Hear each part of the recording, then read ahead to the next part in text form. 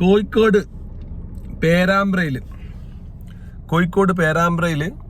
സോന എന്ന് പറയുന്ന യുവതി കാറിന് തീപിടിച്ചുകൊണ്ട് അതിൻ്റെ ഉള്ളിൽ കുടുങ്ങിയിട്ട് തീപ്പൊള്ളലേറ്റുകൊണ്ട് മരിച്ച ഒരു സംഭവം. ഇത് സംഭവം ഉണ്ടായപ്പോൾ തന്നെ അപകടമാണെന്നും അത് എങ്ങനെ സംഭവിച്ചു എന്നുള്ളത് വിശദമായ പരിശോധനയിലേ മനസ്സിലാക്കാൻ പറ്റൂ എന്നൊക്കെ പറഞ്ഞിരുന്നു. പരിശോധന വിശദമായി കഴിഞ്ഞിട്ടില്ല. പക്ഷേ ഇതിൽ ഒരുപാട് ദുരൂഹതകൾ ഉണ്ട് എന്ന് ഇപ്പോൾ പല ഭാഗത്തുനിന്നും ആ പെൺകുട്ടിയുടെ മാതാപിതാക്കളും കുടുംബക്കാരും അതുപോലെ തന്നെ നാട്ടുകാർ തന്നെ ചില കാര്യങ്ങൾ ഉന്നയിക്കുന്നുണ്ട്. അതായത് ബേസിക്കായിട്ട് ഫസ്റ്റായിട്ട് പറയുവാണെങ്കിൽ ഈ തീപിടുത്തമുണ്ടായ സമയത്ത് കാർ ഓടിച്ചിരുന്ന ഭർത്താവ് രജിൻലാൽ അദ്ദേഹം മുമ്പിലായിരുന്നു, അദ്ദേഹം ഡ്രൈവ് ചെയ്യുകയാണ്. അപ്പോൾ ഈ ഗർഭിണിയായ പെൺകുട്ടിയെ കാറിൻ്റെ ബാക്ക് സീറ്റിലാണ് ഇരുത്തിയിരിക്കുന്നത്. അവിടെ തന്നെ ഏറ്റവും വലിയ ക്വസ്റ്റ്യൻ അറൈസ് ആവുകയാണ്, എന്തിനാണ് ഈ ഗർഭിണിയായ കുട്ടിയെ പ്രത്യേകിച്ചിട്ട് സാധാരണഗതിയിൽ വയ്യായിക ഉണ്ടെങ്കിൽ നമ്മൾ ഈ പ്രായമായവരെയൊക്കെ നമ്മൾ മുമ്പിലാണ് വണ്ടിയിൽ ഇരുത്തുക. സാധാരണഗതിയിൽ എന്താണ്, ഫ്രണ്ടിലാവുമ്പോൾ ഡ്രൈവർ അതേ കംഫേർട്ടിൽ സ്ലോ ആയി ഈ നമ്മൾ കുയിലൊക്കെ വീഴുമ്പോഴൊക്കെ ഒരു കംഫേർട്ട് ലെവൽ കിട്ടും. ബാക്കിലാവുമ്പോൾ ഷേക്കിങ്ങിനുള്ള ചാൻസ് കൂടുതലാണ്. അപ്പോൾ ഇതിൽ ഒന്നാമത്തെ ക്വസ്റ്റ്യൻ അതാണ്, എന്തിനാണ് ഭാര്യയെ ബാക്കിൽ ഇരുത്തിയതല്ല കിടന്ന രീതിയിലാണ് ഉണ്ടായിരുന്നത്, ഒന്നാമത്തെ വിഷയം. രണ്ടാമത്തെ വിഷയം, ഈ തീ പടർന്നത് ബാക്ക് സൈഡിൽ നിന്നാണ് വന്നിരിക്കുന്നത്. മുമ്പിൽ എൻജിൻ റൂമോ അല്ലെങ്കിൽ എൻജിൻ അവിടെയൊന്നും കത്തിയിട്ടില്ല. ബാക്ക് സൈഡിൽ നിന്ന് പടർന്ന തീ അവിടെ തന്നെയാണ് നാട്ടുകാർ ഓടിക്കൂടി കിടത്തുമ്പോൾ ബാക്കിൽ മാത്രമാണ് തീ ഉണ്ടായിരുന്നത്. രണ്ടാമത്തെ വിഷയം. മൂന്നാമത്തെ വിഷയം, ഇപ്പോൾ പറയപ്പെടുന്നു ഈ ഭർത്താവ് എന്ന് പറയുന്ന സഹോദരൻ പിന്നെ മദ്യപിച്ചിട്ടാണ് അവരെ ആ ബന്ധു വീട്ടിൽ കൂട്ടാൻ പോയിട്ടുള്ളതെന്നും ഈ സമയത്ത് സംഭവം നടക്കുമ്പോൾ അദ്ദേഹം മദ്യലഹരിയിലായിരുന്നുവെന്നും പറയപ്പെടുന്നു. ഇപ്പോൾ നാട്ടുകാർ പറഞ്ഞ റിപ്പോർട്ടുകൾ വെച്ച് നോക്കുമ്പോൾ ഈ തീപിടുത്തം ഉണ്ടായപ്പം തന്നെ വീടിൻ്റെ അടുത്തുനിന്ന് ഒരു 2 കിലോമീറ്റർ അകലം മാത്രമേ ഈ സംഭവത്തിന് നടക്കുന്ന സമയത്ത് അകലം ഉണ്ടായിരുന്നുള്ളൂ. അപ്പോൾ തീപിടിച്ച ഉടനെ തന്നെ അയാൾ ഫ്രണ്ടിൽ നിന്ന് ഇറങ്ങി മുമ്പിലുള്ളൊരു തോട്ടിലേക്ക് ചാടുകയും രക്ഷപ്പെടുകയായിരുന്നു. പിന്നിലുള്ള ഭാര്യയെ രക്ഷിക്കാൻ പറ്റിയില്ല. ഓടിക്കൂടിയ നാട്ടുകാർ ഇയാളെ രക്ഷിക്കാൻ വേണ്ടി ശ്രമിക്കുമ്പോഴാണ് പിറകിൽ ഇങ്ങനെ ഒരു ലേഡി ഉണ്ടെന്ന് നാട്ടുകാർ അറിയുന്നത് പോലും. അതൊക്കെ ദുരൂഹതയുടെ ആയം, ഡെപ്ത് കൂട്ടുന്ന കാര്യങ്ങളാണ്. ബാക്കിലുള്ള ഭാര്യ ഈ തീപിടുത്തമുണ്ടായാൽ ഒന്ന് കുതറിത്തെറിക്കാനോ ഇറങ്ങാനോ കഴിയാത്തൊരു സിറ്റുവേഷനിലായിരിക്കണമല്ലോ. അത് കിടന്നിട്ടാണ് ഉണ്ടായിരുന്നത്. അപ്പോൾ എനിക്ക് തോന്നുന്നു വയ്യായിക എന്തോ ഒരു ക്ഷീണം പോലെ തോന്നിയതുകൊണ്ട് കിടന്നതാണോ, ഇനി എല്ലാം മറ്റെന്തെങ്കിലും പറ്റിയിട്ട് കിടന്നതാണോ, എന്താണ് എക്സാക്ട്ലി അവിടെ സംഭവിച്ചത് എന്നുള്ള വിശദീകരണം വരണം ഇനി. അതുകൊണ്ടാണ് ദുരൂഹത കൂടുന്നത്. അതുപോലെ ഈ മദ്യപിച്ചെന്ന് പറയുന്ന ഭർത്താവായ രജിൻലാൽ ഇനി കൂടുതൽ മദ്യപിക്കാനായി മദ്യക്കുപ്പിയോ മറ്റ് സാധനങ്ങളോ ഡിക്കിയിലോ ബാക്കിൽ സ്റ്റോർ ചെയ്ത് വെച്ചിട്ടുണ്ടോ എന്നുള്ളതും അന്വേഷണ വിധേയമാക്കണം. ഇനി അതടക്കം കത്തിപ്പോയിട്ടുണ്ടെങ്കിൽ അതൊന്നും കിട്ടാൻ ചാൻസ് കുറവാണ്. ഫോറൻസിക് പരിശോധനയിൽ മാത്രമേ, അത്രയും ഇൻഡെപ്ത് ആയിട്ടുള്ള ഫോറൻസിക് പരിശോധനയിൽ മാത്രമേ അതൊക്കെ മനസ്സിലാകത്തുള്ളൂ. ഇനി വേറെ എന്തെങ്കിലും ഡിക്കിയിൽ പെട്രോളോ ഡീസലോ പോലുള്ള എന്തെങ്കിലും സാധനവും ഇപ്പോഴത്തെ ചൂട് കൊണ്ട് എന്തെങ്കിലും സ്പാർക്ക് ഉണ്ടായിട്ട് അതുകൊണ്ട് ബാക്കിൽ നിന്നാണ് തീ വന്നതെന്ന് പറഞ്ഞുകൊണ്ടാണ് ആ ഒരു ഇതിലേക്ക് ചിന്ത പോകുന്നത്. ബാക്കിൽ നിന്ന് അത് കത്തിയിട്ട് അവിടുന്ന് സ്പ്രെഡായ തീയാണോ ഇത്? കാരണം നോർമലി വണ്ടിയുടെ ഷോർട്ട് സർക്യൂട്ടോ അല്ലെങ്കിൽ സൗണ്ട് സിസ്റ്റമായിട്ട് ബന്ധപ്പെട്ട എന്തെങ്കിലും തീയാണ് വരുന്നതെങ്കിൽ അതിൻ്റെ സ്പാർക്ക് അധികവും ഫ്രണ്ടിൽ നിന്നാണ് സ്റ്റാർട്ടാവുക, കത്തിത്തുടങ്ങുക. ഇത് ബാക്ക് സൈഡിൽ നിന്നായതുകൊണ്ടാണ് ഈ പറഞ്ഞതുപോലെ പെട്രോളോ ഡീസലോ അല്ലെങ്കിൽ മദ്യം ആൽക്കഹോളോ ബാക്കിൽ ഡിക്കിയിൽ എന്തെങ്കിലും സ്റ്റോർ ചെയ്തതിനോ അതിൽ നിന്ന് സ്പാർക്കായിട്ടുണ്ടായ തീയാണോ എന്നുള്ളൊരു സംശയവും അവിടെ നിലനിൽക്കുന്നുണ്ട്. പക്ഷെ ഇവിടെ ഇപ്പോൾ മരിച്ച കുട്ടിയുടെ വീട്ടുകാരും ബന്ധുക്കളും സുഹൃത്തുക്കളും ഒക്കെ ഇപ്പോഴാണ് ഈ മരണമുണ്ടായതിനു ശേഷമാണ് പല ആൾക്കാരും ഇവരുടെ ലൈഫിൽ, ഇവരുടെ ഒരു ലവ് മാരേജ് ആയിരുന്നു, ഇവരുടെ ലൈഫിൽ ഒരുപാട് വിഷയങ്ങളുണ്ടെന്നും ഈ പറഞ്ഞ രജിൻലാൽ 1.5 വർഷം ഗൾഫിലായിരുന്നെന്നും, അപ്പോൾ ആ സമയത്ത് കല്യാണത്തിന് മുമ്പത്തെ കാര്യമാണ്, ആ സമയത്ത് വേറൊരു കല്യാണത്തിനായി അയാൾ വീട്ടുകാർ ശ്രമിച്ചുകൊണ്ടിരിക്കുമ്പോൾ ഇപ്പം ഈ മരിച്ച കുട്ടി അന്ന് സൂയിസൈഡ് ചെയ്യാനൊക്കെ ശ്രമിച്ചിരുന്നെന്നും അതിൻ്റെ പേരിൽ എന്തൊക്കെയോ കേസൊക്കെ കിടക്കുന്നുണ്ടെന്നും, അങ്ങനെ കുട്ടിയും ഈ മരിച്ച കുട്ടിയും ഈ ഭർത്താവുമായിട്ട് അത്ര നല്ല സ്വരചേർച്ചയിലായിരുന്നില്ല എന്നുള്ള ടോക്കുകളൊക്കെ ഇപ്പോൾ വരുന്നു. ഇത് പല കേസുകളിലും ഞാൻ പ്രത്യേകം മനസ്സിലാക്കി വെച്ചിരിക്കുന്ന ഒരു നോട്ട് ചെയ്ത പോയിന്റാണ്. ഇപ്പോൾ ഇങ്ങനൊരു ഇതിനിടയ്ക്ക് നമ്മുടെ ഒരു ശരണ്യോ അല്ലെങ്കിൽ അനശ്വരോ ഒരു പെൺകുട്ടി ഭർത്ത് വീട്ടിൽ നിന്ന് സ്വർണം കുറഞ്ഞു പോയി എന്ന് പറഞ്ഞിട്ടൊരു ഒരു ആത്മഹത്യ കേസ് ഉണ്ടായിരുന്നു. ഇവൻ ഒരു ഗവൺമെന്റ് ഉദ്യോഗസ്ഥനായ ഒരു പയ്യൻ സ്ഥിരമായി കൂടുതൽ സ്വത്ത് വേണം, കാറ് പോരാ, മറ്റേത് പോരാ എന്നൊക്കെ പറഞ്ഞിട്ട് ഇങ്ങനെ ചൊറയാക്കിയിട്ടൊരു പെൺകുട്ടി ആത്മഹത്യ ചെയ്തിരുന്നു. ആ ഒരു വിഷയത്തിന്റെ സമയത്ത് എന്തെങ്കിലും ഒരു പെൺകുട്ടി മരണപ്പെടാനോ അല്ലെങ്കിൽ അത് എക്സ്ട്രീം ആയിട്ടുള്ള ഒരു വിഷയത്തിലേക്ക് പോകേണ്ട ആവശ്യമൊന്നുമില്ല. ആ കുട്ടിക്ക് അങ്ങനെ ഒരു അസൗകര്യം ഉണ്ടെന്ന് മിനിമം കുട്ടിയുടെ വീട്ടുകാരോ അല്ലെങ്കിൽ ഈ പറഞ്ഞ പോലെ സഹോദരന്മാരോ മാതാപിതാക്കളോ സുഹൃത്തുക്കളോ അറിഞ്ഞാൽ തന്നെ അങ്ങനെ ഒരു ടോക്സിക് ആയിട്ടുള്ള റിലേഷൻ ആണെങ്കിൽ അവിടെ തന്നെ ഫക്ക് ഓഫ് പറഞ്ഞ് ആ ബന്ധം പൂർണ്ണമായി ഒഴിവാക്കുന്നില്ലെങ്കിലും അവന്റെ സ്വഭാവം നന്നാവുന്നത് വരെയെങ്കിലും ആ പെൺകുട്ടി അവളുടെ സ്വന്തം വീട്ടിൽ വന്ന് നിൽക്കണം എന്നുള്ളത് നിർബന്ധമായ കാര്യമാണ്. പ്രത്യേകിച്ച് ഇന്നത്തെ കാലഘട്ടത്തിൽ എല്ലാവരും അല്ല പറയുന്നത്, ഒരു വിഭാഗം ചെറുപ്പക്കാരുടെ ചിന്ത എക്സ്ട്രീമാണ്. അത് ഒരുപാട് ഫാക്ടേഴ്സ് ഉണ്ട്. ഇപ്പൊ ഈ കാണുന്ന നെറ്റ്ഫ്ലിക്സിലുള്ള സീരീസുകളും അതുപോലെ വാർത്തകളും ലോകത്തെമ്പാടും കേൾക്കുന്ന വാർത്തകളും ഒരുപാട് കാര്യങ്ങൾ ഇൻഫ്ലുവൻസ് ചെയ്യുന്നുണ്ട്, ഇല്ലെന്ന് നമുക്ക് നിഷേധിക്കാൻ പറ്റില്ല അത്. അപ്പോൾ ഇങ്ങനെയൊക്കെയുള്ള സങ്കുചിതമായ മനുഷ്യ ചിന്താഗതികളിൽ ജീവിക്കുന്ന ചെറുപ്പക്കാർ ഏറെയുള്ള ഈ നാട്ടിൽ, ഇതിപ്പോൾ ഒരു പെൺകുട്ടിയുടെ കാര്യമായതുകൊണ്ടാണ് ചെറുപ്പക്കാരെ എടുത്തു പറയുന്നത്, അല്ലാതെ ഇതൊരു ജെൻഡർ ഡിസ്ക്രിമിനേഷനോ അല്ലെങ്കിൽ പിന്നെ ആണുങ്ങൾ ആത്മഹത്യ ചെയ്യുന്നില്ലേ എന്ന് ചോദിച്ചിട്ട് ആ രീതിയിലേക്കുള്ള ചിന്ത പോണ്ട. ഇതിപ്പോൾ നമ്മൾ കാണുന്ന 10-ൽ 8 കേസും പെൺകുട്ടികൾക്കാണ്, അല്ലേ?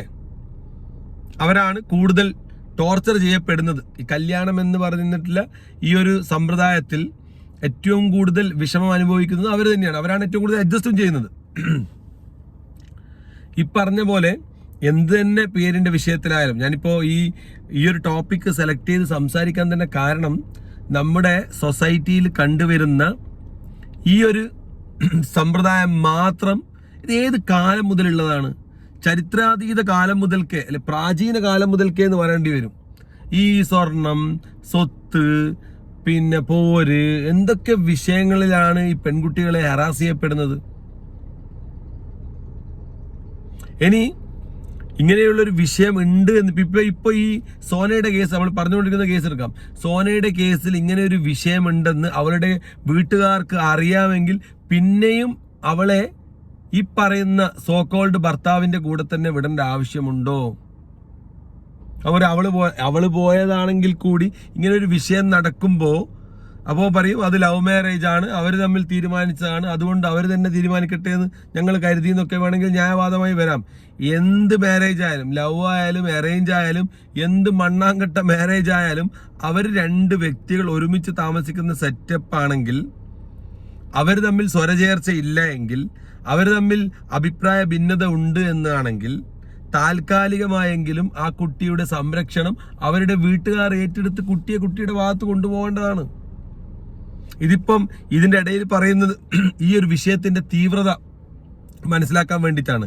അല്ലാതെ ഇതിപ്പം ഞാൻ 110% ഈ കുട്ടിയുടെ ഭർത്താവ് തന്നെ അറിഞ്ഞുകൊണ്ട് ഈ കുട്ടിയെ തലക്കടിച്ച് ബോധം കെട്ടി ബാക്കിൽ കടത്തിയതിനു ശേഷം പിന്നെ തീ കൊടുത്ത് കൊന്നതാണെന്നൊന്നും പറയുന്നതല്ല. ഇതിന്റെ ഒരു സൈഡാണ്, ഒരു ആസ്പെക്റ്റ് ആണ്. ഇപ്പോൾ ഇങ്ങനെ ഒരു അനർത്ഥം, ഒരു പിന്നെ ഡേഞ്ചറസ് ആയിട്ടുള്ള അല്ലെങ്കിൽ ഒരു അനിഷ്ടകരമായ വളരെ മനസ്സിനെ വേദനിപ്പിക്കുന്ന ഗർഭിണിയായ ഒരു പെൺകുട്ടി മരണപ്പെടാനിടയായ സംഭവമായതുകൊണ്ട് മാത്രം അതുമായി ബന്ധപ്പെട്ട് പറയുന്നത് മാത്രമാണ്. അതായത് ഈ കുട്ടിയുടെ ഇങ്ങനെ ഒരു ഇഷ്യൂ ഉണ്ട് എന്നിപ്പോൾ കുടുംബക്കാരും കൂട്ടുകാരും പറയുന്നുണ്ടെങ്കിൽ നിങ്ങൾക്ക് ആദ്യം അറിയാം ഇത്. അപ്പോൾ അങ്ങനെയാണെങ്കിൽ അവളുടെ ഇപ്പൊ ഈ പറഞ്ഞ പോലെ മദ്യപിച്ച് വന്ന ഒരു ഭർത്താവിന്റെ കൂടെ, അപ്പൊ അയാളുടെ ബോധം തന്നെ അയാൾക്കില്ല. അപ്പൊ പെട്ടെന്ന് തീ പിടിച്ചപ്പോൾ അയാളിപ്പം ഭാര്യ ബാക്കിലുള്ളതേ മറന്നു പോയിട്ടുണ്ടാവും. അയാൾ ചെയ്തതൊന്നും പറയുന്നില്ല. ഇത്രയും മദ്യപിച്ചിട്ടുള്ള മദ്യപാനിയാണെന്ന് പറയുന്നുണ്ട് സോക്കോൾഡ് ആളാണെങ്കിൽ, ഇവൻ മദ്യപിച്ചിട്ടുള്ള ഇവന് വണ്ടി തീ പിടിച്ച് ഇറങ്ങി ഓടി കുളത്തിൽ തുള്ളി. ഭാര്യ അവിടെ ഉണ്ടെന്ന് ചിലപ്പോൾ അരമണിക്കൂർ കഴിഞ്ഞിട്ട് ആയിരിക്കും അവന് ഓർമ്മ വന്നത്. അല്ല, അവളെ കൂട്ടാൻ പോയത് ചിലപ്പോൾ മറന്നു പോയിട്ടുണ്ടാവും. ഒരു സ്ഥിരം മദ്യപാനിയാണെങ്കിൽ ഒരുപാട് ഓപ്ഷൻസ് ഉണ്ട് അവിടെ സംഭവിക്കാൻ. ഈ പറഞ്ഞതുപോലെ ബാക്കിൽ നിന്ന് തീ ആദ്യമേ ചെറുങ്ങനെ സ്പാർക്ക് ഉണ്ടായി കത്തുന്നുണ്ട്, ഇവന് കണ്ടിട്ടുണ്ടാവില്ല, അല്ലെങ്കിൽ ഇവന് അറിഞ്ഞിട്ടുണ്ടാവില്ല. അപ്പോൾ വളരെ വളരെ വളരെ ക്രിട്ടിക്കൽ ആയിട്ടുള്ളൊരു സംഭവമാണ് നടന്നിട്ടുള്ളത്. ഇനി എന്തിനായാലും അതിന്റെ ഒരു വാർത്ത, ഫസ്റ്റ് വന്ന റിപ്പോർട്ടുകൾ എന്താണെന്ന് ജസ്റ്റ് ഒന്ന് കേട്ടു നോക്കാം. സോനയുടെ മൃതദേഹം കോഴിക്കോട് മെഡിക്കൽ കോളേജിലേക്ക് കൊണ്ടുപോയിരുന്നു. ഇന്ന് 8 മണിയോടെ ഇൻക്വസ്റ്റ് പോസ്റ്റ്മോർട്ടം നടപടികൾ ആരംഭിക്കും. സോനയുടെ ഭർത്താവ് രജിലാലും മെഡിക്കൽ കോളേജിലാണ് ചികിത്സയിൽ കഴിയുന്നത്. ഇദ്ദേഹത്തിന് 60% പൊള്ളലേറ്റിരിക്കുന്നത്. ഇനിയിപ്പോൾ അറിയാനുള്ളത് എങ്ങനെയാണ് ഈ കാറിന് തീ പിടിച്ചതെന്ന കാര്യമാണ്. കാറിന്റെ പിൻവശത്താണ് തീ പടർന്നത്. അപ്പോൾ ആ ഭാഗത്ത് എങ്ങനെ തീ പടർന്നു, ചെറിയൊരു പൊട്ടിത്തെറി ഉണ്ട് എന്ന് നാട്ടുകാർ പറയുന്നു. അപ്പൊ ഇതിനെയൊക്കെ ഉത്തരം കിട്ടേണ്ടതുണ്ട്. ഈ ഫോറൻസിക് പരിശോധനയൊക്കെ നടത്തിയ ശേഷം മാത്രമേ ഇതിന്റെ കാരണം വ്യക്തമാവുകയുള്ളൂ. ഇന്നലെ രാത്രി 8:45 ഈ ദാരുണമായ സംഭവം ഉണ്ടായത്. ഈ സോന 7 മാസം ഗർഭിണിയാണ്. അപ്പൊ ഇവരെ കല്ലോടുള്ള താലൂക്ക് ആശുപത്രിയിൽ ഡോക്ടറെ കാണുന്ന ശേഷം വീട്ടിലേക്ക് തിരിച്ചു വരുന്നതിനിടെയാണ് ചെറുവണ്ണൂർ കക്കറമുക്ക് എന്ന സ്ഥലത്ത് ഓടുന്ന ഈ കാറിന് തീപിടിച്ചത്. ഇവരുടെ വീടിന് ഏറെക്കുറെ 2 കിലോമീറ്റർ മാത്രം അകലെയായിരുന്നു ഈ ദാരുണമായ സംഭവം ഉണ്ടായത്. നാട്ടുകാർ ഓടിക്കൂടുമ്പോഴേക്കും കാർ ഏറെക്കുറെ പൂർണ്ണമായും കത്തിയിരുന്നു. ഈ കാർ പൊട്ടിത്തെറി ഉണ്ടായി കത്തി എന്നാണ് നാട്ടുകാർ പറയുന്നത്. അതിനിടയിൽ ഈ ഡ്രൈവിംഗ് സീറ്റിൽ നിന്നും രജിൻലാൽ പുറത്തേക്ക് ചാടി, ഇദ്ദേഹത്തിന് പൊള്ളലേറ്റിരുന്നു. തുടർന്ന് നാട്ടുകാർ ഓടിക്കൂടിയാണ് രക്ഷാപ്രവർത്തനം നടത്തിയത്. അതിനുശേഷം ഫയർഫോഴ്സ് എത്തി തീ പൂർണ്ണമായും അണച്ചതിന് ശേഷമാണ് ഈ സോനയെ പുറത്തെത്തിച്ചത്. സോന ഈ പിൻസീറ്റിൽ കിടക്കുന്ന രീതിയിലായിരുന്നു ഉണ്ടായിരുന്നത്. തലോട് ആശുപത്രി എത്തിക്കുമ്പോഴേക്കും മരിച്ചിരുന്നു. 1.5 വർഷം മുമ്പാണ് ഈ രജിൻലാൽ നാട്ടിലേക്ക് എത്തിയത്. ഇയാൾ ഗൾഫിലായിരുന്നു ജോലി ചെയ്തിരുന്നത്. എന്തായാലും ഇതിന്റെ ഒരു ഞെട്ടലിലാണ് ഈ നാട് മുഴുവൻ. 7 മാസം ഗർഭിണിയായ ഒരു സ്ത്രീയാണ് ഇപ്പോൾ ദാരുണമായി മരിച്ചിരിക്കുന്നത്. അപ്പോ ഈ ഒരു ഫസ്റ്റ് വന്ന റിപ്പോർട്ട് വായിക്കുന്ന അല്ലെങ്കിൽ ഇത് കേൾക്കുന്ന ഒരാൾക്ക് പെട്ടെന്ന് തന്നെ ഇതിൽ നിന്ന് ഒരുപാട് ക്വസ്റ്റ്യൻസ് വരും. എന്തുകൊണ്ടാണ് ആ കുട്ടിയെ ബാക്കിൽ സീറ്റിൽ കൊണ്ടുപോയി ഇരുത്തിയത് അല്ലെങ്കിൽ കിടത്തിയത്? അതിനെന്തെങ്കിലും വയ്യായിക ഉണ്ടായിരുന്നോ? അതുപോലെയുള്ള ഒരുപാട് ദുരൂഹതകൾ ഈ ഫസ്റ്റ് റിപ്പോർട്ട് തന്നെ വരും. പിന്നെ ഈ പറഞ്ഞ പോലെ ബന്ധുക്കൾ ആരോപിക്കുന്ന പോലെ കല്യാണത്തിന് മുന്നേ ഇവന് പല ബന്ധങ്ങളുണ്ടായിരുന്നെന്നും, അല്ലെങ്കിൽ കല്യാണം പ്രേമവിവാഹമായിട്ട് മറ്റുള്ള ആർക്കും താല്പര്യമില്ലാതെ ഇവർ മാത്രം രജിസ്റ്റർ വിവാഹമായിരുന്നെന്നും, അതിനുശേഷവും അവർ തമ്മിൽ പല പ്രശ്നങ്ങളുണ്ടായിരുന്നെന്നും, ഇങ്ങനെയൊക്കെയുള്ള ഒരുപാട് കംപ്ലൈൻറ്റ്സ് ഇപ്പം പെട്ടെന്ന് തലപൊക്കുന്നത് ഈ പറഞ്ഞ പോലെ ഈ ഒരു കാര്യത്തിൽ വളരെയധികം ദുരൂഹതകൾ ഉള്ളത് കൊണ്ടാണ് ഇങ്ങനെ പെട്ടെന്ന് ഇപ്പോൾ നാട്ടുകാരും വീട്ടുകാരും ഒക്കെ ഈ ഭർത്താവിന് എഗെയിൻസ്റ്റ് നീങ്ങാൻ കാരണം. ഈ പറഞ്ഞ പോലെ 6 മാസം ഗർഭിണിയായ പെൺകുട്ടിയെ കാറിൻ്റെ ബാക്ക് സീറ്റിൽ സീറ്റ് ബെൽറ്റ് ഇട്ടുകൊണ്ടിരുത്തുകയും പെട്ടെന്ന് തന്നെ തീ ബാക്ക് സൈഡിൽ നിന്ന് തീ ആളി കത്തുകയും അത് കഴിഞ്ഞ് അതിനുശേഷം ഈ പറഞ്ഞതുപോലെ അയാൾ പെട്ടെന്ന് തന്നെ തോട്ടിൽ ചാടി രക്ഷപ്പെടുകയും ഈ പെൺകുട്ടിയെ അയാളെ രക്ഷിക്കാൻ വന്ന ആൾക്കാരോടാണ് ഇവൻ ഇങ്ങനെ ഒരു പെൺകുട്ടി അതിലുണ്ടെന്നുള്ള കാര്യം എക്സ്പ്ലെയിൻ ചെയ്തിട്ട് പോകുകയും ചെയ്യുന്നത് എന്ന് പറയുന്നിടത്താണ് ഇതിൻ്റെ ദുരൂഹത ഏറുന്നത്. അതുപോലെ മറ്റു പല സ്ഥലങ്ങളിൽ നിന്ന് വന്ന റിപ്പോർട്ട് പ്രകാരം കാറിൻ്റെ ബാക്കിൽ നിന്ന് തീ പെട്ടെന്ന് വന്നത് അതിനുള്ള റീസണും ഏത് തരത്തിലാണ് എക്സ്പ്ലെയിൻ ചെയ്യപ്പെടേണ്ടത് എന്നുള്ളതും ഒരു ചർച്ച ചെയ്യേണ്ട വിഷയം തന്നെയാണ്. അതിനെ പറ്റിയിട്ടുള്ള ഒരു വാർത്ത നമുക്ക് കേൾക്കാം.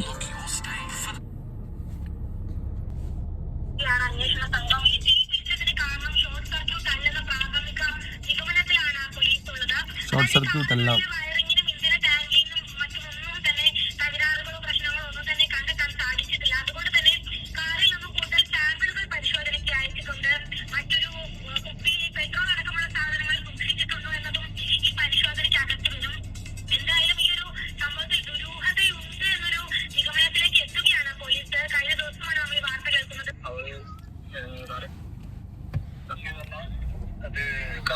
ഞാൻ കണ്ടാണ് അയൽവാസികളൊക്കെ നാട്ടുകാർ പറഞ്ഞത് ഇത് നല്ല ശബ്ദത്തോട് കൂടിയ പൊട്ടിയിരിക്കുന്നതാണ്.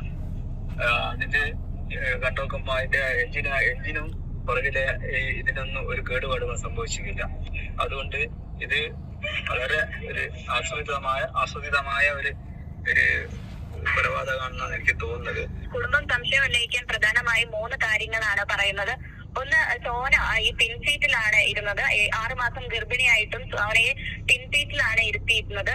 അതുപോലെ തന്നെ ഈ കാറിന്റെ പിൻഭാഗത്ത് നിന്നാണ് തീ പടർന്നത് എന്ന് ഫോറൻസിക് സംഘവും കണ്ടെത്തിയിരുന്നു. അതുപോലെ തന്നെ മറ്റൊരു കാര്യം, ഇത് ഈ വലിയൊരു സ്ഫോടന ശബ്ദം നാട്ടുകാർ കേട്ടിരുന്നു. അതുകൊണ്ട് തന്നെ എന്തോ ഒരു സ്ഫോടനം ഉണ്ടാകുന്ന രീതിയിലുള്ള എന്തോ ഒരു വസ്തു കാറിൽ ഉണ്ടായിരുന്നതെന്നും കുടുംബം പറയുന്നുണ്ട്. അതിന് കാരണമായി പറയുന്നത് ഇത് ഷോർട്ട് സർക്യൂട്ട് അല്ല എന്ന് ഫോറൻസിക് സംഘം കണ്ടെത്തിയിട്ടുണ്ട്. അതുപോലെ തന്നെ ഇതൊരു പുതിയ കാറാണ്, വയറിങ്ങിനും മറ്റ് ഇന്ധന ടാങ്കിനും പ്രശ്നങ്ങളില്ല എന്നും ഫോറൻസിക്കിന്റെ കണ്ടെത്തലുണ്ട്. അതുകൊണ്ട് തന്നെ വലിയ രീതിയിലുള്ള എന്തോ ഒരു സ്ഫോടന ശബ്ദവും മറ്റ് ദുരൂഹതയോ ഈ സ്ഫോടന ശബ്ദം ഉണ്ടാകാൻ എന്തോ വലിയൊരു സ്ഫോടക വസ്തു ഈ കാറിലുണ്ട് എന്നാണ് കുടുംബം പറയുന്നത്. പക്ഷേ ഇത് ഒരു ആസൂത്രിത കൊലപാതകം തന്നെയാകും എന്നാണ് പറയുന്നത്. അതിന് പ്രധാന കാരണമായി പറയുന്നത് ഈ സോണയുടെയും റിജിലിന്റെയും കല്യാണം ഒരു രജിസ്റ്റർ മാരേജ് ആയിരുന്നു. കുടുംബങ്ങൾക്ക് തമ്മിൽ യാതൊരു തരത്തിലുള്ള യോജിപ്പും ഈ കല്യാണത്തിനോട് ഉണ്ടായിരുന്നില്ല. ഈ സോനയും റിജിലാലും വളരെ 3 വർഷത്തിലധികമായി പ്രണയത്തിലായിരുന്നു. അതിനുശേഷമാണ് കല്യാണം കഴിക്കുന്നത്. അതിന് കാരണമായി പറയുന്നത് ഇങ്ങനെയാണ്. ഈ റിജിലാൽ ഗൾഫിൽ പോയതിനു ശേഷം മറ്റൊരു യുവതിയുമായി ഈ റിജിലാലിന്റെ കല്യാണം ഉറപ്പിച്ചിരുന്നു. ഇതറിഞ്ഞ് സോന ഒരു ആത്മഹത്യാ ശ്രമം നടത്തിയിരുന്നു. വടകര റെയിൽപാളത്തിൽ ആത്മഹത്യ ചെയ്യാനായി എത്തിയപ്പോൾ പോലീസാണ് സോനയെ രക്ഷപ്പെടുത്തുന്നത്. തുടർന്ന് ഈ സംഭവത്തിൽ കേസ് കൊടുക്കണമെന്ന് പോലീസ് പറഞ്ഞതിനനുസരിച്ചാണ് ഈ പേരാമ്പ്ര പോലീസിൽ സോനയുടെ കുടുംബം പരാതി കൊടുക്കുന്നത്. അത് കേസായതിനെ തുടർന്നാണ് ഈ സോനയുമായി വീണ്ടും ഈ റിജിൻലാൽ അടുക്കുന്നതും ഇതൊരു രജിസ്റ്റർ മാരേജിലേക്ക് എത്തുന്നതും. റിജിൻലാൽ ഈ കേസ് ഒഴിവാക്കണമെന്ന് പലപ്പോഴായി ഈ സോനയോട് പറയുകയും അതിന് നിർബന്ധത്തിന് വഴങ്ങി സോന കേസ് ഒഴിവാക്കുകയും ഇവര് കുടുംബങ്ങൾ അറിയാതെ രജിസ്റ്റർ മാരേജ് ചെയ്യുമായിരുന്നു. അപ്പൊ ഇവര് ഇതില് ഒരുപാട് ഇഷ്യൂസ് ആണ് ഇപ്പൊ പറഞ്ഞു കേൾക്കുന്നത്. അതായത് പിന്നെ നാട്ടുകാരുടെ പലതരത്തിലുള്ള മൊഴികളിൽ നിന്നും ഫോറൻസിക്കിന്റെ പരിശോധനയിൽ നിന്നും ഒക്കെ മനസ്സിലായിട്ടുള്ളത്, കാറിന്റെ ബാക്കിൽ നിന്ന് പെട്ടെന്നൊരു സ്ഫോടനം പോലെ ഒന്നും ഉണ്ടായിട്ട് അതിൽ നിന്ന് തീ പടരുകയായിരുന്നു, അല്ലെങ്കിൽ തീ സ്പ്രെഡ് ആവുകയായിരുന്നു. അതിനുശേഷമാണ് അവിടെ ഈ തീ കത്തിയതെന്നും ഫ്രണ്ടിലെ എഞ്ചിൻ ഭാഗത്തോ അവിടെയൊന്നും ഷോർട്ട് സർക്യൂട്ടോ അല്ലെങ്കിൽ അതുപോലെ വയറിങ്ങിലുള്ള മിസ്റ്റേക്കോ ഈ കാറിനില്ല എന്നുമൊക്കെയാണ് ഫോറൻസിക്കിന്റെ പ്രാഥമിക അന്വേഷണത്തിൽ നിന്ന് നിഗമനങ്ങളിൽ അവരെത്തുന്നത്. അപ്പോൾ അതുകൊണ്ട് തന്നെ ദുരൂഹത ഏറുകയാണ്. ബാക്കിൽ നിന്ന് മാത്രം സീറ്റിന്റെ ആ ഒരു പിറകുഭാഗത്ത് നിന്ന് മാത്രം പെട്ടെന്ന് എങ്ങനെ തീ വന്നു. അതുപോലെ തന്നെ വീട്ടുകാർ പറയുന്നത് ഇയാൾക്ക് എന്തൊക്കെയോ റിലേഷൻഷിപ്പ് ഒക്കെ ഉണ്ടെന്നും ഇയാള് ഗൾഫിൽ പോയതിനു ശേഷം ഇവളെ ഈ പെൺകുട്ടിയെ കല്യാണം കഴിക്കാതിരിക്കാൻ ശ്രമിക്കുകയും വേറൊരു വിവാഹത്തിനായി തയ്യാറെടുക്കുന്ന സമയത്ത് ഈ കുട്ടി ആത്മഹത്യ ചെയ്യാൻ ശ്രമിച്ചതുമായി ബന്ധപ്പെട്ടൊരു കേസ് ഇയാളുടെ പേരിലുണ്ടെന്നും, അപ്പോൾ ഇയാൾ തന്നെ ഇഷ്ടമില്ലാതെ ആ സമയത്ത് ഫോഴ്സ്ഡ് ആയിട്ട് ഈ ഒരു മാരേജിലേക്ക് വന്നതാണെന്നും അങ്ങനെ പകവെച്ചുകൊണ്ട് ഈ കുട്ടിയെ തീർത്തതാണെന്ന രീതിയിലുള്ള ഒരു ആരോപണം പെൺകുട്ടിയുടെ വീട്ടുകാരുടെ ഭാഗത്തു നിന്ന് ഉണ്ട് ഇപ്പോൾ. അപ്പോൾ നമുക്കത് അതിനെയൊന്നും എന്താ പറയുക, ഒരു വിഷയമുണ്ടായാൽ, ഒരു ദാരുണമായ സംഭവം ഉണ്ടായാൽ പല ഭാഗത്തുനിന്ന് പല രീതിയിൽ അഭിപ്രായങ്ങൾ ഉണ്ടാവും. പ്രത്യേകിച്ച് ഈ ഭാര്യയും ഭർത്താവും ഇപ്പം മരിച്ചുപോയ പെൺകുട്ടിയും ഇയാളും തമ്മിൽ ചേർച്ചയില്ല എന്ന് പറയുന്നു. അതുപോലെ ഇപ്പോൾ തന്നെ പല കാരണങ്ങൾ, ഈ പറഞ്ഞ പോലെ ഗർഭിണിയായ പെൺകുട്ടിയെ ബാക്കിൽ സീറ്റിലിരുത്തതിനെ പറ്റിയും ഒരുപാട് ചർച്ചകൾ അതിനെപ്പറ്റി നടക്കുന്നുണ്ട്. എന്ത് തന്നെയായാലും ചർച്ചകളായ എന്ത് തന്നെയായാലും ഈ പറഞ്ഞതുപോലെ ആ പെൺകുട്ടിക്ക് നീതി കിട്ടണം. കാരണം പെൺകുട്ടി മാത്രമല്ല, 2 ജീവനാണ് പോയിട്ടുള്ളത്. പ്രത്യേകിച്ച് ഇങ്ങനെ ഒരു ദാരുണമായ അവസ്ഥയിൽ, ഒരു സുഖമില്ലാതെയോ അല്ലെങ്കിൽ മറ്റുള്ള രീതിയിലൊന്നുമല്ല, സ്വന്തം ഭർത്താവ് കൂട്ടിക്കൊണ്ടു പോകുമ്പോൾ പെട്ടെന്ന് തീപിടിക്കുകയും ഭർത്താവ് മാത്രം പെട്ടെന്ന് ഡോറ് തുറന്ന് തോട്ടിലേക്ക് ചാടി രക്ഷപ്പെടുകയും ഈ പെൺകുട്ടിയെ കാറിൽ കുടുക്കിയതുപോലെയുള്ള ദാരുണമായ രീതിയിലുള്ള ഒരു മരണമായതുകൊണ്ട് തന്നെ എന്തുകൊണ്ടും ഇതിൻ്റെ അന്വേഷണത്തിൻ്റെ എല്ലാ പഴുതും അടച്ചുള്ള അന്വേഷണം തന്നെ പോലീസ് നടത്തി ഇതിൻ്റെ സത്യാവസ്ഥ എങ്ങനെയാണ്, തീ എവിടുന്നാണ് ഉണ്ടായതെന്നും എന്തുകൊണ്ടാണ് ഈ പെൺകുട്ടി അതിൽ അകപ്പെട്ടത്, അതിൽ നിന്ന് രക്ഷപ്പെടാനുള്ള ചാൻസ് പോലും ഇല്ലാതെ എങ്ങനെ അകപ്പെട്ടു എന്നുള്ളതിനെ പറ്റിയും വിശദമായ റിപ്പോർട്ട് തന്നെ വരേണ്ടതുണ്ട്. So let's wait and see for that. Bye guys.